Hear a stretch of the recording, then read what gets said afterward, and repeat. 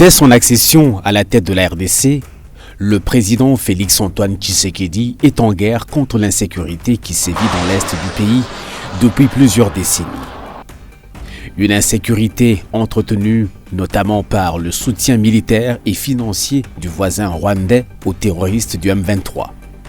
En dépit de ma bonne volonté et de la main tendue du peuple congolais pour la paix, certains de nos voisins n'ont trouvé mieux que de nous remercier par l'agression et le soutien des groupes armés terroristes qui ravagent l'Est de la République démocratique du Congo.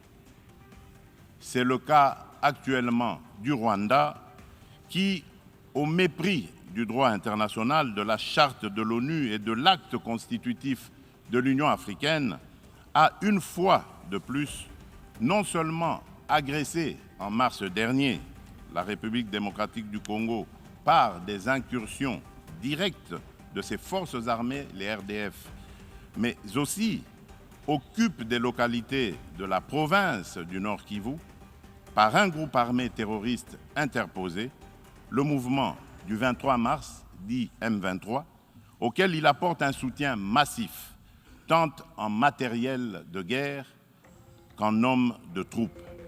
Face à cette situation, le chef de l'État a revu sa tactique. Il a opté pour celle de la paix armée, caractérisée par des offensives diplomatiques et militaires. Cette déclaration faite à Luanda le 31 mai 2022 lors de sa rencontre avec son homologue angolais João Lourenço en est le meilleur résumé. Juste après la résurgence du M23, le président de la République a organisé sa tactique offensive pour l'établissement de la paix durable en RDC sur 3 fronts, international, continental et national. En mai 2022, au cours de la réunion du Conseil de sécurité des Nations Unies consacrée à la sécurité en RDC, le pays avait obtenu du Conseil de sécurité l'irréversibilité du processus de Nairobi.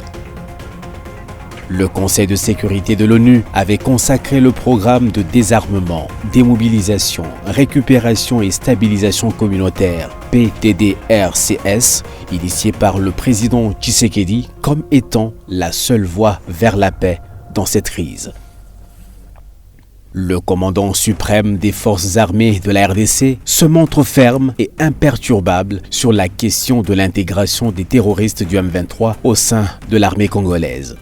Au stade actuel des choses, je pense que plus personne ne va accepter ces solutions à la va-vite qui, in fine ou au finish, il faut le dire, ne traitent pas les questions de fond. La même année, la RDC a obtenu la levée par le Conseil de sécurité de l'ONU de la mesure de notification sur l'achat des armes.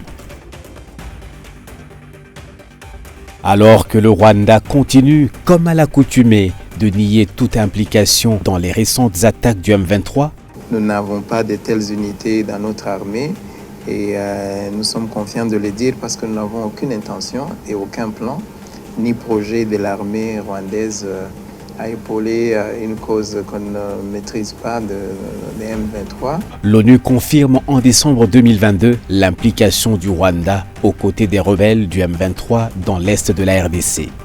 Les États-Unis, quant à eux, ainsi que la Chine, appellent le Rwanda à stopper son soutien à ce groupe terroriste. Dès lors, il devient de plus en plus difficile pour le Rwanda de camper sur son déni d'intrusion dans l'est de la RDC. En même temps, l'État congolais fournit des preuves irréfutables de l'implication de l'armée rwandaise avec la présentation des militaires rwandais capturés sur le sol congolais ainsi que leur matériel militaire abandonné sur le champ de bataille. Vous voyez que ce sont les bords des Rwanda Defense Force.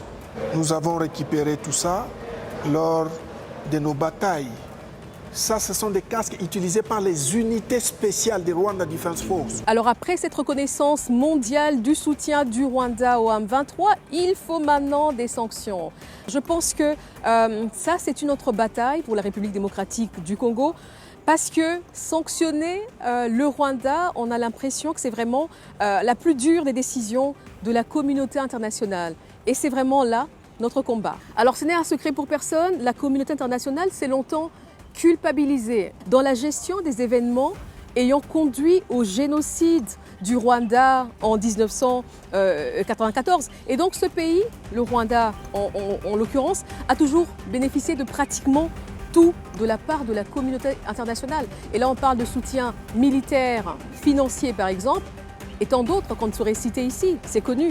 Il est temps que la communauté internationale cesse d'appuyer un pays qui se comporte en terroriste dans un autre pays. Cela n'est pas normal. Nous n'arrêterons jamais de le dire. Le Rwanda n'a pas le droit de tuer en RDC. L'offensive diplomatique du président Tshisekedi a non seulement réussi à mettre à nu la politique de deux poids deux mesures de la communauté internationale, mais aussi à révéler les vraies raisons de l'instabilité dans l'est de la République démocratique du Congo. Une nation congolaise instable où règne le chaos et l'insécurité, c'est une aubaine pour presque tout le monde, mais surtout pour ces industries de haute technologie. Alors ses voisins, notamment le Rwanda, en profitent pour installer les chaos en finançant des milices et des groupes armés pour bien évidemment exploiter nos minerais ou les mines de coltan,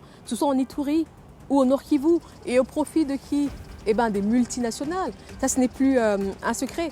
Et on voit comment le monde aujourd'hui ferme les yeux sur cette question-là. Sur le plan continental, le président Félix a placé la situation sécuritaire dans l'est de la RDC parmi les priorités sécuritaires de l'Afrique.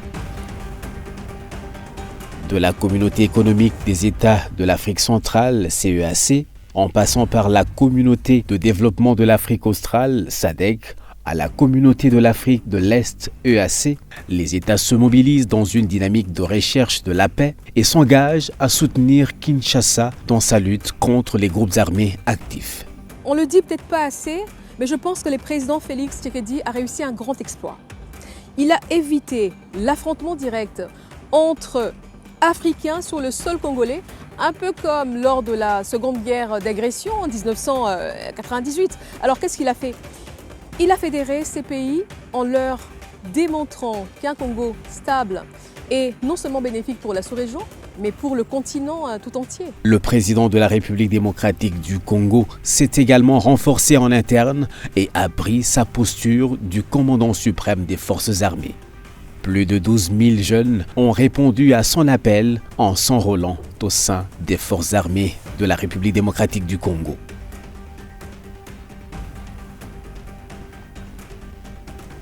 À travers le pays, les manifestations se sont multipliées pour non seulement dénoncer l'agression rwandaise, mais aussi et surtout soutenir les efforts des FARDC contre les forces ennemies.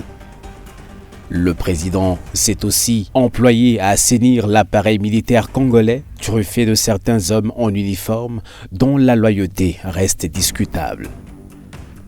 C'est ainsi qu'il a procédé au remplacement des hauts officiers au sein de l'armée congolaise.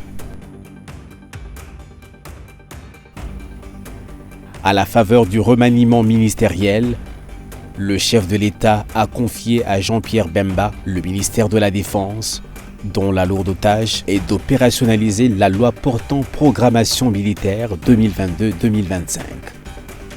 Cette loi vise à renforcer les capacités opérationnelles des FARDC. Et pour le président congolais, cette loi est une réponse structurelle afin de faire face à l'insécurité et aux multiples menaces émergentes. Sur le théâtre des opérations, les FARDC ont réussi à contenir les terroristes du M23 grâce également à une parfaite collaboration avec les communautés locales. En Ituri, au Nord Kivu et au Sud Kivu, le processus de pacification fait son chemin. On note la reddition de plusieurs groupes qui ont accepté l'appel du chef de l'État à déposer les armes et à rejoindre le programme PDDRCS. Et d'après le baromètre sécuritaire de Kivu publié en 2021, on observe une baisse du nombre de belligérants en RDC. Alors qu'en 2019, Près de 130 groupes armés existaient dans le seul Kivu. En 2020, on comptait 122 dans tout l'est du pays, précisément dans le nord Kivu, le sud Kivu, l'Ituri et le Tanganyika. Je pense qu'il est vraiment temps que toutes les forces vives s'unissent tous derrière le commandant suprême des forces armées de la République démocratique du Congo. Et cela va démontrer aux agresseurs de notre pays qu'ils feront cette fois-ci face à toute une nation, à toute la République démocratique du Congo. Alors les politiciens doivent également prendre de la hauteur en privilégiant l'intérêt national aux ambitions politiques personnelles. On voit tous aujourd'hui comment le président Félix Tshisekedi s'active à ramener la paix durable au pays sans déclencher un conflit régional à grande échelle. Et cela, il faut le reconnaître, c'est tout de même un équilibre très délicat à maintenir. Et pour cela, nous sommes tous d'accord qu'il a besoin de tous les Congolais, puisqu'il s'agit ici de la survie de notre pays.